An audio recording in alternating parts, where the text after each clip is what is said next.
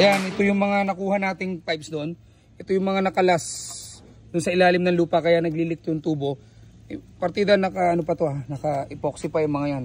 So kita nyo kung gaano sila kaninipis, kung gaano sila kalulutong. So we found out na may mga leak sila sa mga dugtungan, may mga leak sila kung saan-saan. And then yung tubo maninipis at hindi standard yung size. Ano to wala pang 1.5 to no? Pero branded to ha. Pero partida branded pa to. Oo, and then naka-epoxy pa.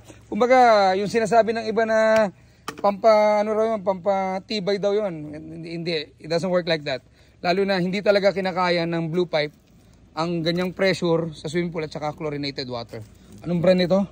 Yan, Neltex pa. So, ayun. Sa mga nagsasabi na pwede to, well, antayin nyo na lang sumakit ang ulo nyo. So, yung client dito, na problema, sumakit ang ulo.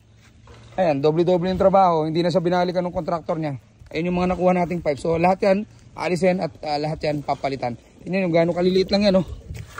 1 and 1/4. Oh. Wala siyang dos. Wala puro problema. 1.5 yun. Anyway, ayan. Ganyan talaga.